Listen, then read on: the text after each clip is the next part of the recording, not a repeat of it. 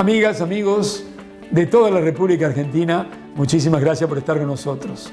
¿Cómo les va? Espero que bien, a pesar de la pandemia, del coronavirus, del que tanto se habla, se difunde por las circunstancias nuevas por las que debe atravesar el hombre, no solo en nuestra patria, la República Argentina, sino en todo el planeta. Tenemos que decir que hoy, 25 de mayo del año 2020, estamos a 210 años de esa fecha memorable, revolucionaria, de aquel 25 de mayo de 1810, esa revolución llevada a cabo por hombres que estaban inspirados, que eran lectores, que convivían con la Revolución Francesa en sus mentes y en sus corazones, que eran lectores, por supuesto, de Rousseau, de Voltaire, de Montesquieu, de tantos hombres que les indicaban un camino que, por supuesto, tenían que ver con la libertad, con la igualdad, con la fraternidad, en principio, que se ampliaba en el corazón, en la mente, en la humanidad de estos jóvenes de la patria, para que haya una tierra que sea nuestra, de todos los habitantes de estos suelos y dueños de su destino, ese destino de América del Sur. Y se da entonces la revolución del 25 de mayo como primer paso fundamental para ir marcando el camino que se da definitivamente el 9 de julio de 1816, 6 años después, que tiene que ver entonces con la independencia no solo del yugo español, sino, como lo dijo algún diputado que conformó el Congreso de Tucumán, que debíamos liberarnos de toda explotación extranjera. Uno debería preguntarse en este año 2020 si realmente los argentinos hemos logrado liberarnos, independizarnos en todo el sentido de la palabra. Uno podría decir independencia económica, por supuesto, soberanía política. ¿Qué les parece? Igualdad, la palabra igualdad, para enfrentarse a la desigualdad entre los componentes de una comunidad. ¿No les parece? Fíjense qué palabras. Igualdad, fraternidad y justicia por sobre todas las cosas. Y podríamos enlazar esas desigualdades de la sociedad argentina hoy con lo que estamos viviendo con el coronavirus. Porque claro, el coronavirus, este virus que se trasladó a estas tierras a través de los aviones de aquellos argentinos o extranjeros que habitan esta tierra con posibilidades económicas, por supuesto, mucho mayor que la de la mayoría de los argentinos, viajando por razones empresariales o de distracción, de turismo, diversión o lo que fuere, nos trajeron a través de los aviones, donde está todo comunicado, el coronavirus, y que ya no tiene límites, abarca a todos los sectores sociales, a todas las clases sociales, pero que en la Argentina dio comienzo en los sectores altos de la sociedad. ¿Y por qué decimos esto? Porque deberíamos reflexionar sobre este virus. Miren ustedes, saben que hace 30 años he entrevistado a científicos y médicos en todas las especialidades. En estos días, en estos tiempos, en estos 2 meses, han pasado por este programa infectólogos, virólogos, especialmente los que están abocados en principio a informarnos, a formarnos sobre cómo debemos gambetearlo, eludirlo a este virus tan complicado. Pero ¿qué pasa? Yo no soy un virus, no soy un corazón, un riñón, un hígado, un sistema óseo, soy un todo. Por eso me gustaría, no sé si lo haremos en el día de hoy o la semana que viene, entrevistar a un clínico. Los llamados hoy médicos generalistas, que antes eran los médicos de familia, aquel que venía a tu casa con esa pasión por la profesión médica y ya bastaba, cuando ingresaba a tu hogar, que los enfermitos o los que acompañaban al enfermo ya estén curados. Bastaba la presencia de ese profesional médico que, entre paréntesis, aparecía en un hogar humilde, por ejemplo, en el barrio donde yo vivía, en una casa re humilde, donde había que ir al baño al fondo de esa casa tipo chorizo, aparecía un domingo a las 3 de la mañana. Como dijo Jorge Romano, que el médico aparecía a las 3 de la mañana. Hoy, un sábado y un domingo, el médico suele, o la mayoría, estar en un country, en su departamento, en su casa, en su piso, donde fuere. Es raro que esté ese médico de familia generalista, aquel que atendía un todo, no venía a ver, a investigar solamente una bacteria, un virus o un problema renal, cardiológico o lo que fuere. Y esto lo digo especialmente por la preocupación que tengo en ese sentido. No escuchar en esta pandemia, no solo en la Argentina, sino en el mundo, a los médicos clínicos. Bueno, me han dicho que al presidente de la República, a nuestro presidente, el profesor Alberto Fernández, el equipo que lo acompaña, hay un clínico, pero no lo escucho declarar jamás. Pero hay un artículo que no me aparta de lo que estoy diciendo, escrito por la persona que más sabe en la Argentina, y yo diría en lengua castellana, sobre periodismo científico, que es mi amiga Nora Barr, que escribe, entre otras cosas, en el diario La Nación. El artículo que escribió el último viernes, el viernes 22, se refirió, lo intituló Mujeres en cuarentena, y hace referencia, entre otras mujeres, a las que les ha ido con este tema de la pandemia muy bien, están en los primeros planos en el mundo, y hace referencia a, la primera ministra de Alemania, de Taiwán, de Nueva Zelanda, de Islandia, de Finlandia, y la más joven del mundo, que es Erna Solberg, de Noruega. Pero además, Nora Barr se refiere a las mujeres que están en todas partes, en sus casas, con muchísima tarea, las mujeres incluso empresarias, científicas, empleadas, profesionales, técnicas, que tienen que estar en sus casas y haciendo todo tipo de tareas. Esto también son realmente exitosas, ¿no? en esta vida que están atravesando y que estamos atravesando con esta pandemia del coronavirus. Lo que quería decir es lo siguiente: no se trata que después uno de leer y escuchar a todos los infectólogos de Argentina y del mundo, de entrar en pánico, porque todavía hay algunos temas no muy claros en el mundo sobre esta problemática. ¿Cuáles son? Y por ejemplo, y atención, que no estoy a favor de romper con la cuarentena.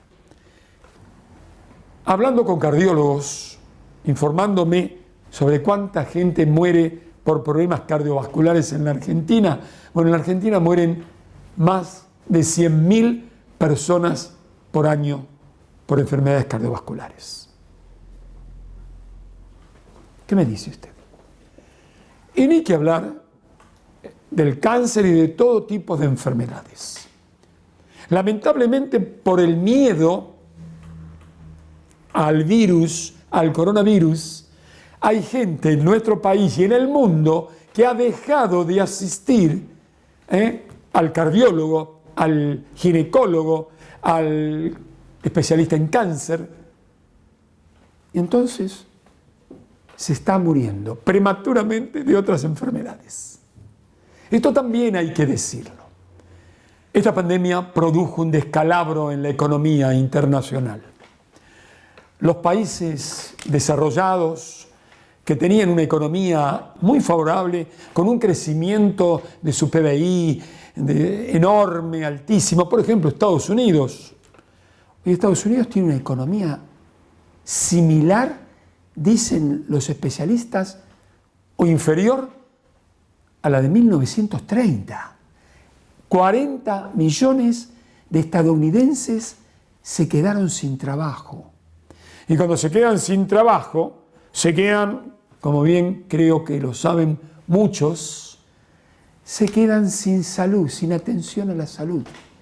Es decir, un panorama tremendo el de Estados Unidos, un panorama tremendo el de Italia, España, Francia, Inglaterra, y no les diría yo Alemania, porque Alemania fue el único país de Occidente que su primera ministra, su presidenta, Angela Merkel, hace años muy criticada, destinó dineros muy importantes del Estado, sí, del Estado, para apuntalar el sistema de salud.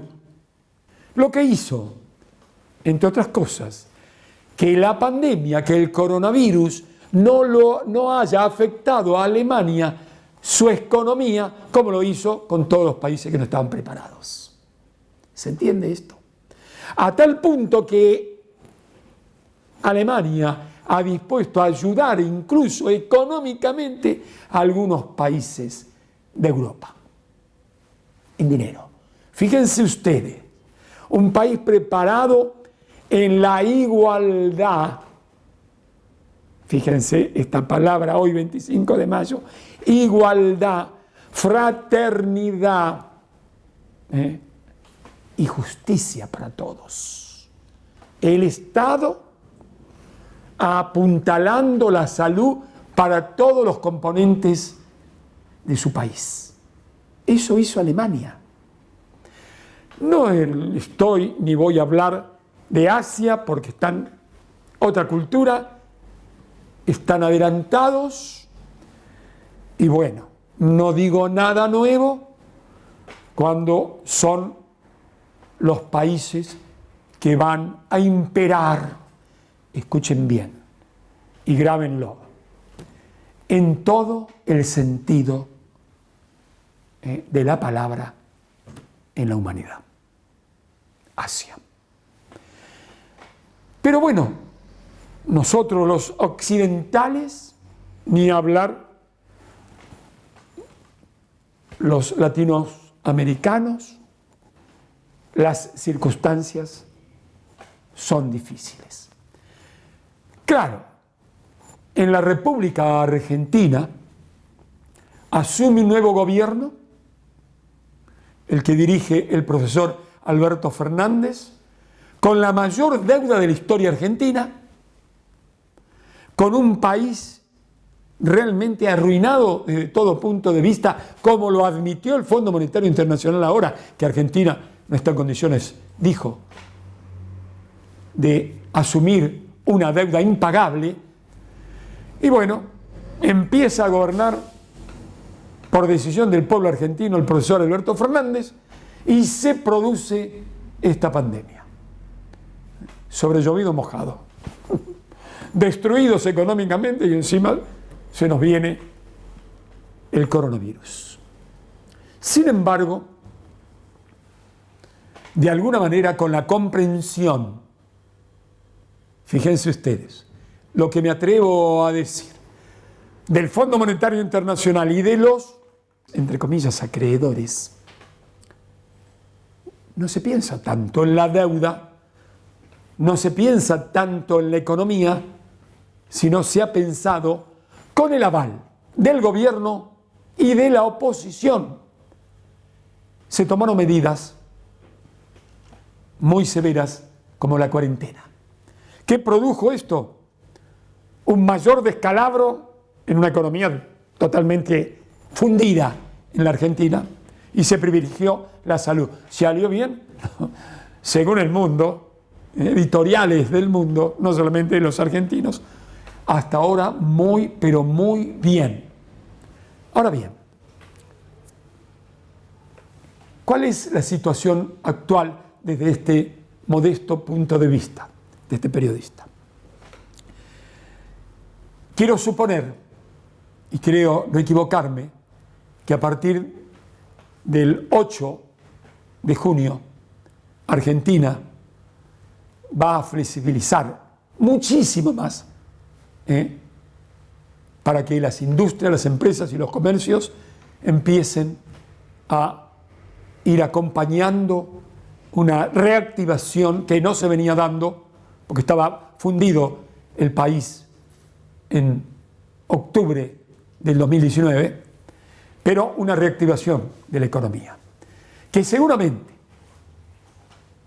entre otras cosas, solucionando en parte, como creo que se va a solucionar el problema de la deuda externa, eso va a permitir, además, que se puedan lograr, no para el Estado argentino, pero sí para las empresas, industrias y grandes comercios de nuestro país, los préstamos externos necesarios para ir haciendo crecer esta maquinaria argentina.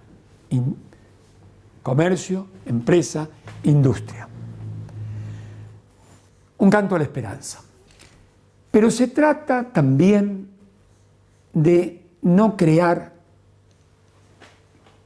el pánico en la gente. ¿Hay que tomar medidas precautorias? Por supuesto que sí. ¿Hay que salir con barbijo? Sí. Pero mantener la distancia prudencial, 2 metros o más, sí. Lavarse las manos con jabón blanco, como lo han dicho en estos días los expertos, a cada instante. Sí, tomen todas las medidas precautorias. Y estas medidas precautorias seguramente van a llegar y van a terminar el día que tengamos una vacuna. El día que tengamos una vacuna, seguramente ese día volverá la normalidad, entre comillas.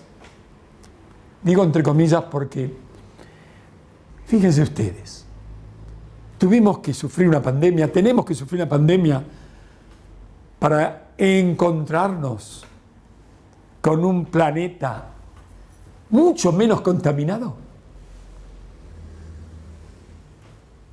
Sabremos, apenas pongamos las máquinas en movimiento en el planeta, sabremos cuidar un poco esta casa nuestra, la Tierra, que altamente contaminada nos perjudica a todos. Entonces, digo, cuidarnos, claro que sí, pero ansío, como creo que también los dirigentes, y espero que lo pongan en práctica, que podamos volver a producir para ir paulatinamente saliendo de esta problemática seria. Primera parte del programa del día de hoy. No cambie de canal. Tengo una sorpresita para cada uno de ustedes. Hasta luego.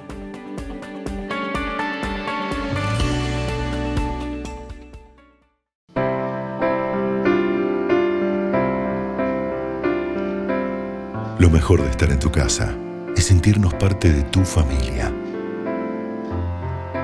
Acompañarte en muchos de tus momentos. En la cocina, conquistando nuevos horizontes. y en la mesa, alimentando los corazones. Hoy nos vemos desde lejos, pero nos acercan algunas sonrisas. Gracias por abrirnos la puerta. Vos y nosotros sabemos que vamos a seguir juntos, porque entre todos, todo es posible. Coto, yo te conozco. Cuidar el agua nos asegura el futuro. Es un mensaje de la Federación Nacional de Trabajadores de Obras Sanitarias, FENTOS. Hospital Alemán, el único que usted elegiría sin dudar.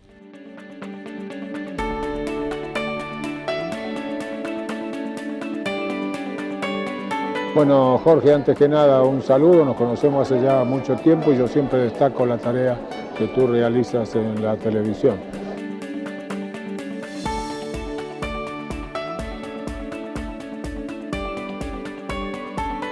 Amigas, amigos, muchísimas gracias por estar con nosotros. Ahora la sorpresita prometida.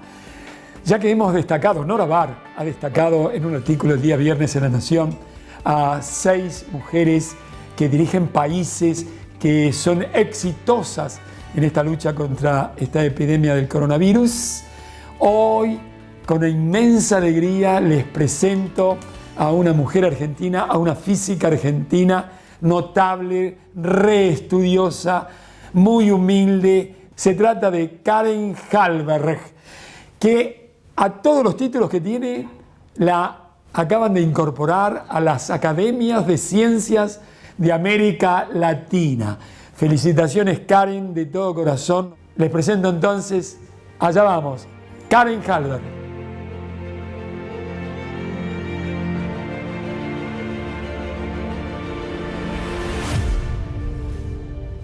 Muchísimas gracias, Karin, por prestarte este reportaje. Jorge. Es un placer inmenso conocerte. Igualmente, muchísimas gracias por la invitación. Para mí es un placer y gracias por permitirnos comunicarnos también, ¿no? Hablar Felicitaciones a la gente. de todo corazón por este premio internacional, que es un orgullo, supongo, para vos, para toda tu familia y para todos los argentinos, ¿no? ¿Dónde naciste, Karin? Yo nací en Rosario hace 54 años y después a los 2 años mi familia se mudó a Jujuy y fui con mi hermana y con mi familia. Después nació una hermana más, mi tercera hermana, y desde entonces que viví en Jujuy toda la primaria, toda mi infancia y toda mi juventud, hasta que terminé la secundaria. Y después me fui a estudiar a Rosario 2 años, a la Universidad de Rosario. Estudié Ingeniería Electrónica los 2 primeros años, que son los que piden para ingresar al Balseiro. Mi idea era ya ingresar al Instituto Balseiro en Bariloche a estudiar física. Muy agradecida, eternamente agradecida al país por haberme brindado. Yo soy un producto de la educación pública desde jardín. La primaria en la Escuela Belgrano en Jujuy, la secundaria hice los 2 primeros años en la Escuela Normal y después terminé en el Colegio Nacional. ¿Eras abanderada en la enseñanza media? En la primaria era abanderada y en la secundaria, sí, era estudiosa, era buena alumna. En la secundaria era muy buena alumna también y siempre me gustó estudiar, pero principalmente porque tenía profesores que me estimularon mucho, ¿no? En la secundaria también, en química, Fiero García, Guillermo Zampini, el profesor de matemática, López, la profesora de física, Susi Ramos. Mamá y papá que no están, pero están, ¿cómo se llaman? Mi papá se llamaba Ronaldo Hallberg y mi mamá Yvonne Gwendolyn Chaplin. Ella era hija de Charles Chaplin, mi abuelo se llamaba Charles Alfred Chaplin, que se casó con mi abuela Amy Ransdale. Pero es muy gracioso porque mi abuelo se llamaba Charles Chaplin, pero era más joven que Charles Chaplin, pero tenía el mismo nombre y él es de los 4 abuelos el único extranjero. Él era inglés y se vino a principios del siglo pasado. Cuando él tenía... ¿A tu abuelo lo conociste? Sí, por supuesto. Él vino como joven ingeniero a la Argentina cuando él tenía 21 años a trabajar en los ferrocarriles, cuando los ingleses ayudaron a desarrollar los ferrocarriles en Argentina. ¿Y qué fueron Ronaldo y Ivonne? Él trabajaba en minería y mi mamá era profesora de inglés. Bueno, fueron los referentes, ¿no? Los que me estimularon desde muy chica. Yo creo que pensando en cómo hacer para estimular a los niños en ciencia y tecnología, me parece que el estímulo familiar es fundamental, el no dejar de caer esa curiosidad innata que tienen los chicos consigo y tratar de estimular el pensamiento crítico, el pensamiento analítico. Me parece que el apoyo familiar es fundamental y justamente desarrollar las aptitudes de razonamiento y de pensamiento crítico en este momento, ¿no? Que estamos bombardeados de información falsa, de cosas que no sabemos, de demasiada información también. Yo creo que es fundamental desarrollar esas aptitudes en los chicos desde muy chiquitos. La facultad entonces, en la facultad de... La facultad, empecé los 2 primeros años en la Facultad de Ingeniería de Rosario, en la Universidad Nacional de Rosario, los 2 primeros años que son mandatorios para dar el examen de ingreso al Balseiro. Yo en esa época di el examen de ingreso en Buenos Aires, ahora está federalizado, en varias ciudades se hace el examen de ingreso. Es un examen de conocimientos físicos y matemáticos y después hay una entrevista personal. Yo ingresé y empecé en el 84, fui a Bariloche ya como estudiante, una de las pocas mujeres, para estudiar física allá en Bariloche. ¿Cuál es tu impresión sobre la creación del Ministerio de Ciencia y Tecnología en la Argentina, que se logró repatriar más de 1000 científicos jóvenes? ¿Cuál es tu visión hoy de una científica tan importante como vos, que ya tiene prestigio internacional? ¿Cómo lo ves eso? En pocas palabras, yo creo, Jorge, que nuestro país solo sale con un fuerte apoyo a la educación, a la ciencia y la tecnología. Y lo digo con toda la intención. La creación del Ministerio de Ciencia y Tecnología fue una movida muy importante. Yo creo que hay que reconocer las cosas buenas y hay que criticar las cosas malas de cada uno de los gobiernos. Correcto. En particular, el reconocimiento del apoyo a la ciencia, que realmente fue muy importante. En este momento estamos pasando una crisis financiera o dificultades financieras, la devaluación nos pegó mucho, son las fluctuaciones que venimos teniendo hace mucho tiempo en ciencia y tecnología. Yo soy muy positiva y me gusta pensar en que todavía estamos a tiempo de mejorar las cosas, pero nosotros desde el punto de vista científico tenemos que hacer una llamada de atención y un fuerte pedido de que se trate todo lo posible de estimular la educación en la ciencia y la tecnología en nuestro país. Y antes de que sea demasiado tarde. ¿Sabes que para hacer ciencia se necesita mucho tiempo? La creación del Ministerio de Ciencia y Tecnología fue una muy buena señal y en ese sentido me parece que fue un poco desafortunado deshacer eso, ¿no? Y pasar quien era ministerio, Lino Barañao, pasarlo a secretario. Cuando nuestros países vecinos están creando ministerios, como Chile, como Colombia, Brasil tiene, ojalá se siga manteniendo. ¿Por qué sos física? Porque me encanta. Yo soy, en realidad me gustaba la ciencia.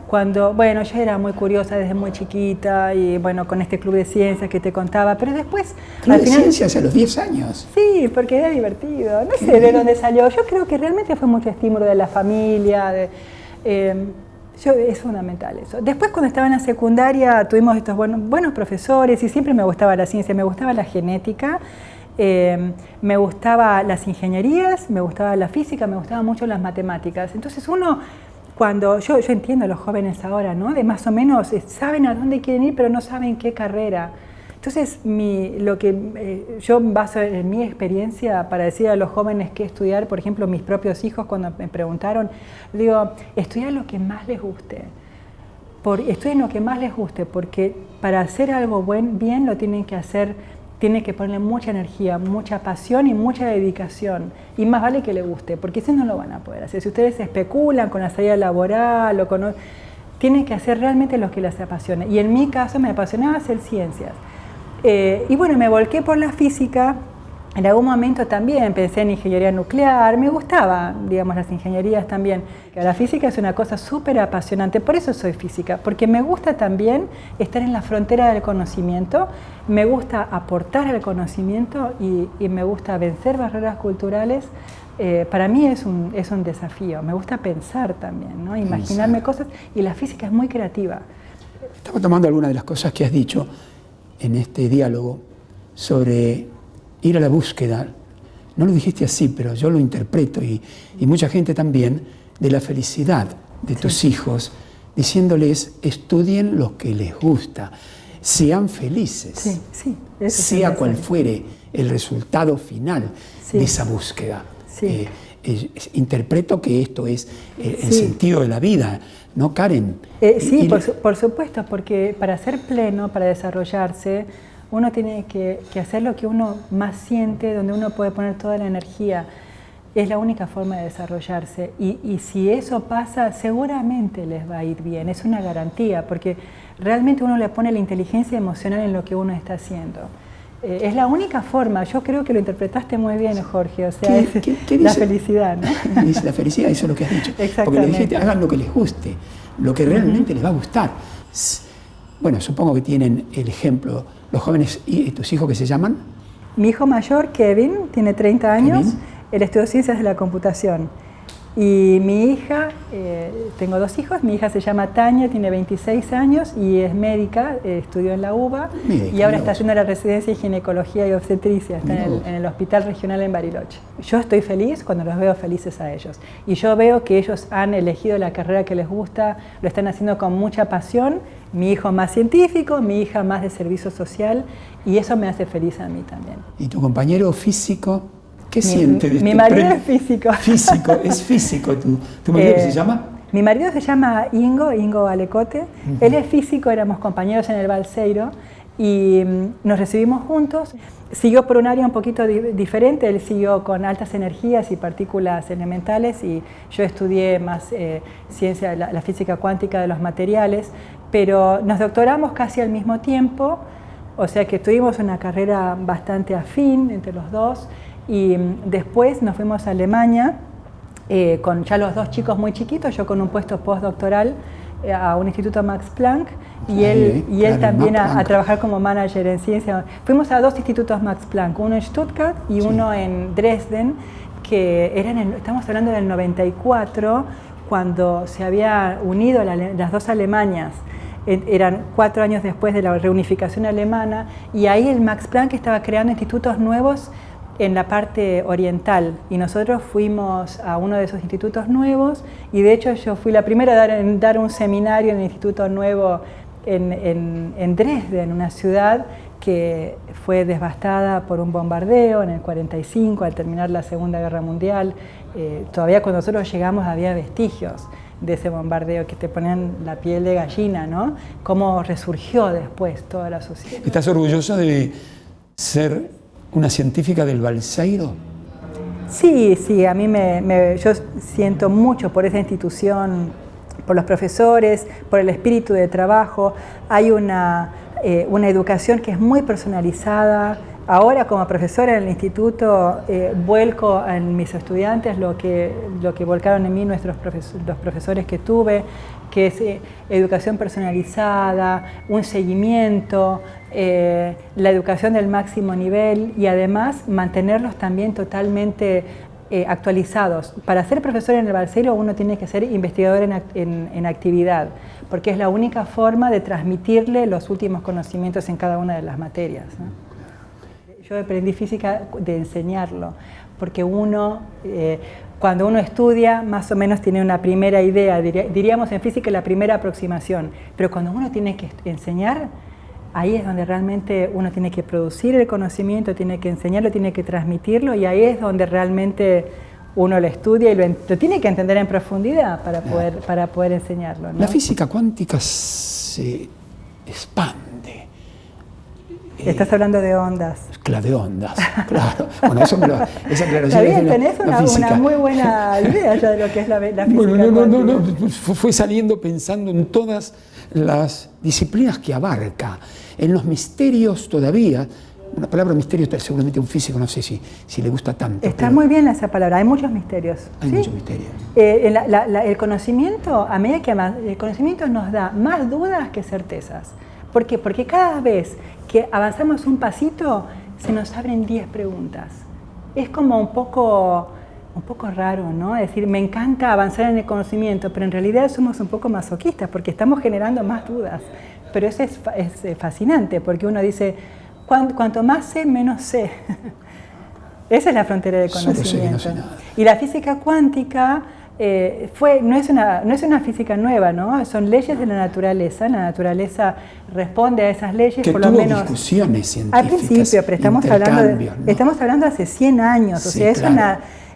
Son leyes de la naturaleza muy bien establecidas y fueron desarrolladas a principios del siglo pasado, La física cuántica son las leyes de la naturaleza que explican el comportamiento de la materia a nivel atómico y a nivel electrónico.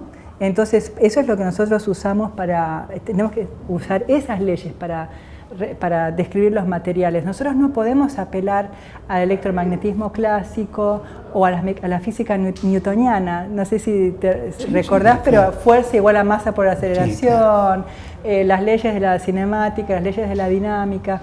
Todo eso funciona bien a escala macroscópica, pero cuando uno va a la escala microscópica, a escala atómica o subatómica, la naturaleza tiene otras leyes, y eso fue lo que descubrió la humanidad hace 100 años.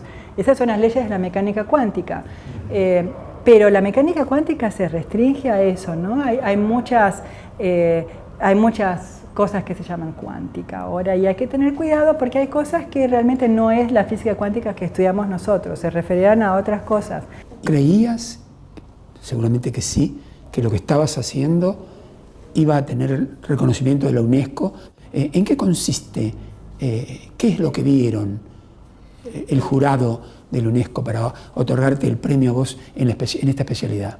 Por supuesto que nosotros trabajamos y nunca nos esperábamos que pudiera ser reconocido de esta forma, ¿no? Porque en realidad este tipo de reconocimientos viene después de mucho tiempo de trabajo. Lo que nosotros, estoy hablando en plural porque la ciencia no se hace en soledad, sí, nosotros, lo hacemos hay que hablar de nosotros. Inclusive cuando uno escribe trabajos en forma individual, la ciencia es una actividad colectiva. Lo que nosotros hicimos en nuestro equipo y con los estudiantes fue desarrollar técnicas numéricas, o sea, algoritmos computacionales, para entender la física de los materiales, de materiales novedosos que tienen potenciales aplicaciones o que están siendo utilizados ahora para la tecnología o la electrónica moderna. Nosotros desarrollamos las técnicas numéricas para entender las propiedades básicas a nivel atómico y las propiedades de los electrones. Nuestras técnicas numéricas se basan en información cuántica. Ese es un concepto también técnico, pero que imagínate que tenés un material y que tiene millones y millones de electrones. No hay forma de hacer ninguna cuenta, no hay ninguna computadora que pueda tener en cuenta a todos los movimientos de todos los electrones. Entonces lo que hay que hacer, como físicos nos entrenamos a simplificar los problemas, a sacarle lo más importante, las propiedades más importantes, y a reducir toda la información y a tirar todo lo que nos sirve. Para eso usamos técnicas de información cuántica y nos quedamos con pocos estados, y eso fue la ventaja de lo que nosotros desarrollamos, estas técnicas numéricas que nos permitieron ver con mucho detalle cómo es, por ejemplo, para cada energía, cuántos electrones hay, etc. Y eso nos va a permitir comparar con experimentos.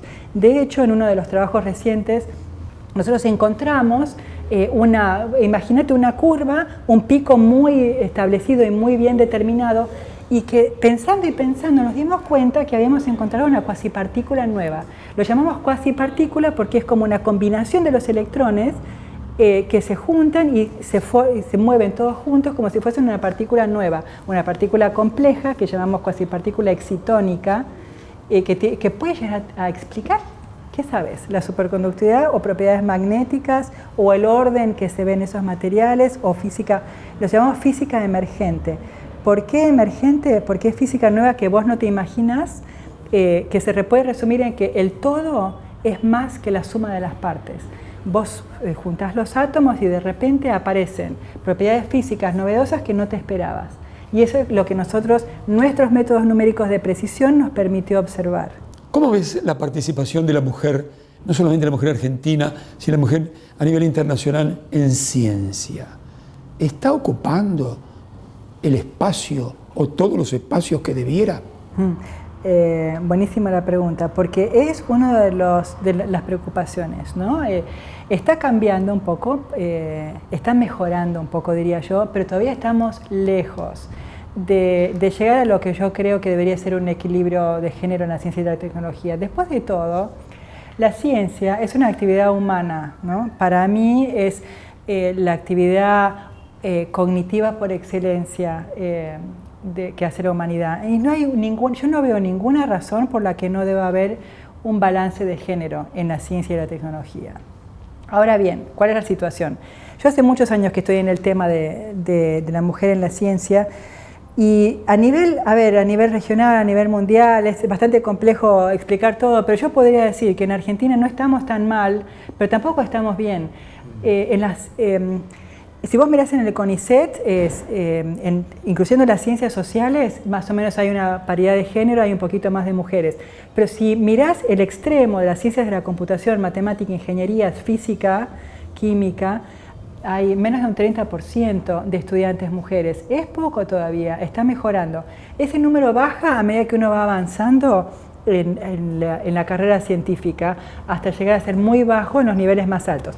Por supuesto que para analizar eso hay que hacer una correlación temporal hacia atrás, porque las mujeres que están en mi categoría o inclusive más, en su momento había menos mujeres, entonces hay que hacer una correlación. Pero en ese sentido yo creo que falta todavía mucho. Yo creo que hay barreras culturales. Mientras no haya una paridad de género, yo creo que todavía hay barreras culturales importantes por vencer. A nivel internacional, hay países que están peores que nosotros. Yo creo que Suiza tiene graves problemas, hay menos mujeres en ciencia y tecnología, en estas áreas de la ciencia te estoy diciendo, ¿no? En mi área de ciencias físicas y matemáticas de computación.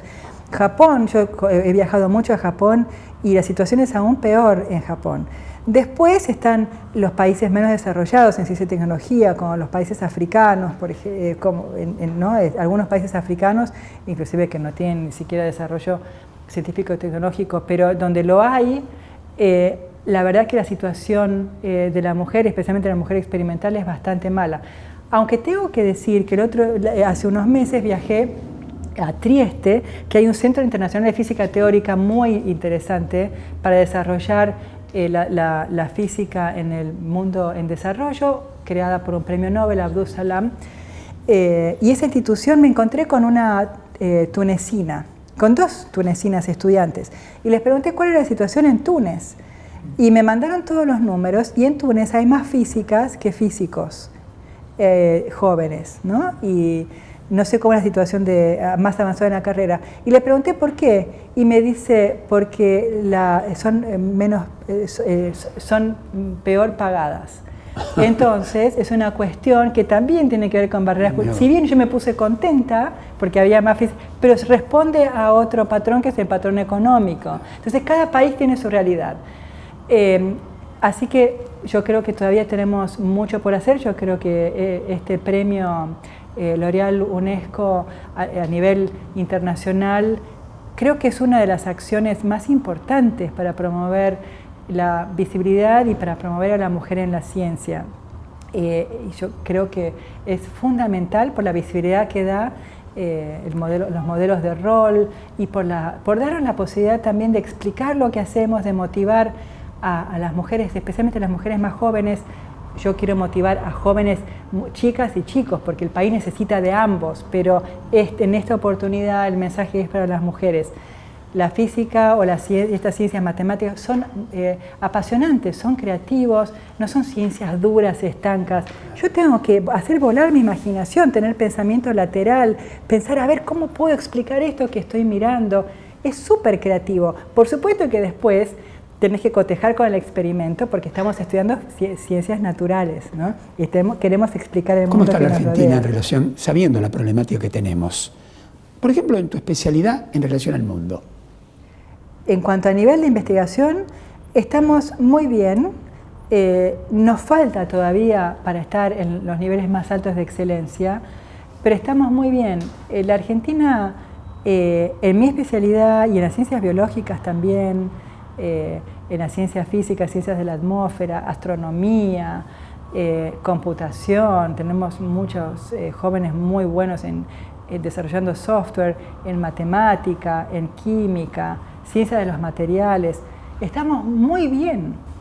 Por supuesto que somos líderes en Latinoamérica y a nivel internacional. A mí me gustaría, porque soy ambiciosa en ese sentido, yo creo que podemos estar en los niveles más altos, competir con Estados Unidos, competir con Europa. Podemos porque yo conozco el talento argentino, pero eso lo vamos a poder hacer en un tiempo, porque, como te decía, desarrollar la ciencia y tecnología toma mucho tiempo. Hay que desarrollar laboratorios, hay que generar teorías, hay que discutir, hay que generar la masa crítica de investigadores para hacer. Estamos bien, pero podríamos estar mucho mejor. Karen, vos que has viajado por distintos lugares, matemática, física y química se ha convertido para los chinos, hace muchos años, 3 materias fundamentales. Te cuento una cosa cortita. Y computación. Claro, fíjate, ellos hace 20 años, yo entrevistaba a casi todos los chicos de campeones de matemática, física, química, algunos chicos incluso de una escuela muy pobre de Bernal, alrededor del Gran Buenos Aires, que crearon unas pastillas superconductoras, estaban viendo a alguien en el programa y le di una beca 30 días en el Balseiro.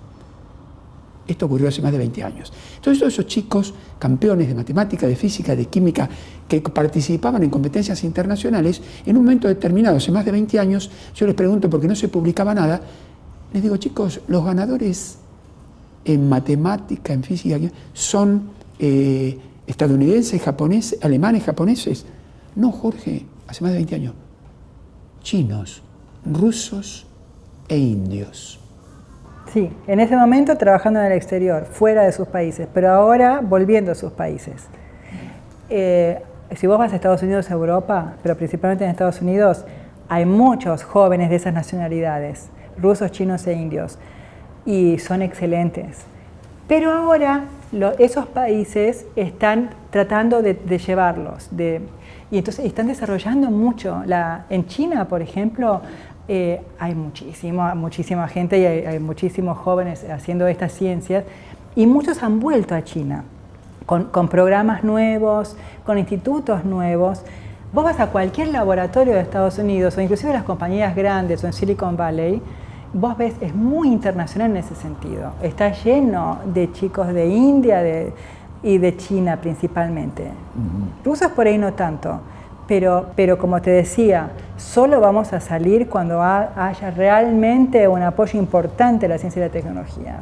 Es fundamental, porque si no, ¿sabes qué, Jorge? La brecha con esos países se hace cada vez más grande, y es cada vez más grande el salto que uno tiene que hacer, hasta que va a haber un momento que va a ser un punto de no retorno, si no apostamos ahora, cuanto antes, al desarrollo científico-tecnológico. Bueno, gracias L'Oréal de París, la UNESCO, de darnos a los argentinos la alegría que se haya abierto la ventana a la esperanza con una científica como vos, notable, tan estudiosa, con un esposo científico, físico, Curie. Cuando uno piensa en esa mujer, ¿no? Con 2 premios Nobel, ¿no? Increíble, sí, en química y en física. ¿Qué era en tu cabecita juvenil estudiante? Premios Nobel, Jorge, hay 20 mujeres, premios Nobel en las ciencias, no incluye economía, sí.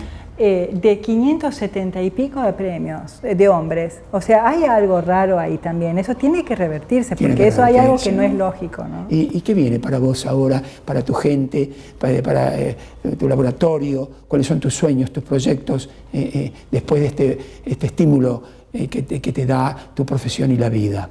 ¿Qué viene ahora? ¿Qué viene ahora? Yo no sé si va a cambiar mucho. Yo sigo totalmente apasionada con lo que estamos haciendo, porque justamente nos están premiando un desarrollo que hicimos y tenemos que, con más razón todavía, posicionarlo, aplicarlo, que se conozca.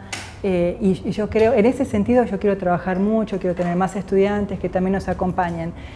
Y nos va a servir también para, desde abajo, convencer a los gobiernos y a la sociedad de la importancia que es que más gente se meta a hacer, se involucre en estas carreras. Para mí ese es mi sueño, ¿no? Que haya un cambio cultural en nuestro país hacia una cultura mucho más científica, tecnológica, de mentalidad de progreso. Yo creo que es la única forma de desarrollarnos. Así que para mí ese es mi sueño. Qué lindo es.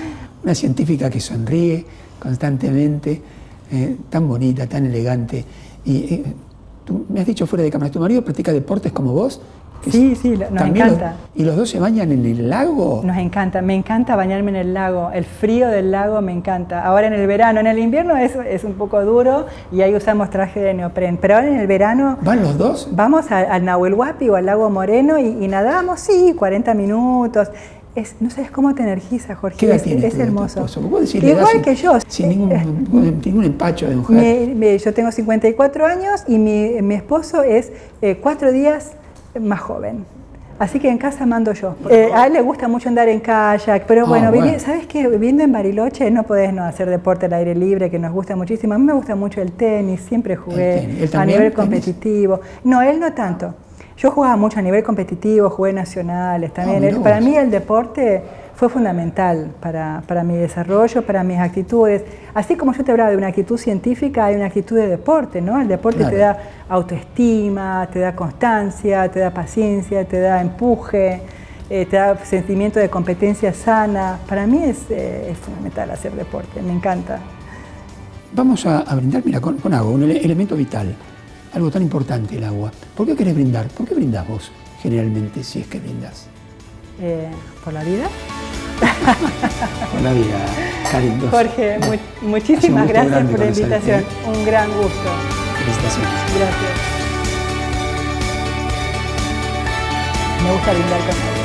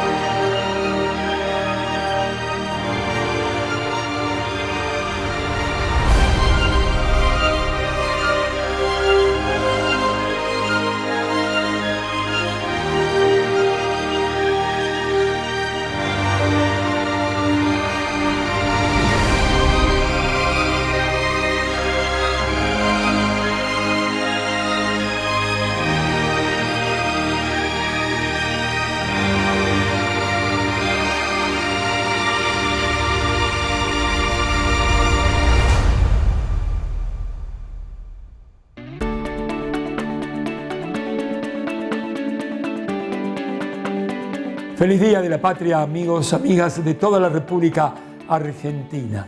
Nos retiramos con las estrofas de nuestro himno nacional en la voz de Jairo, para mí una de las grandes voces del canto que dio nuestra tierra. Atención, país.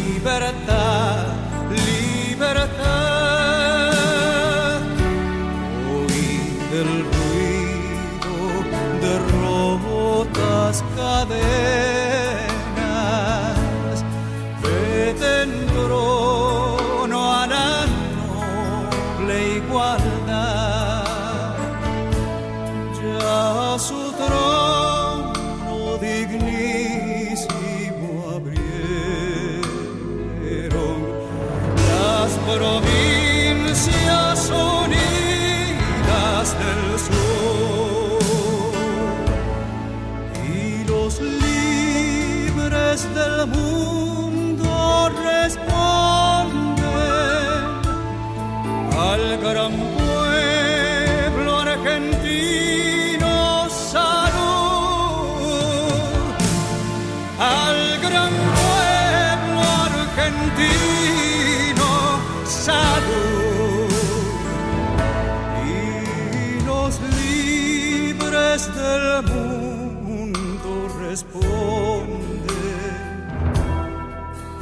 gran pueblo argentino, salud. Y los libres del mundo responden al gran pueblo argentino, salud.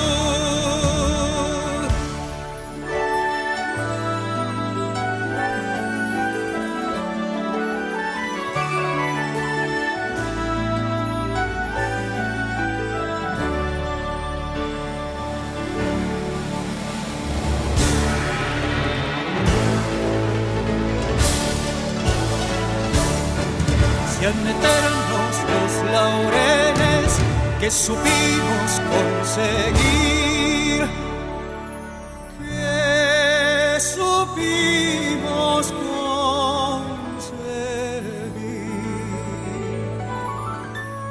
coronados de gloria viva.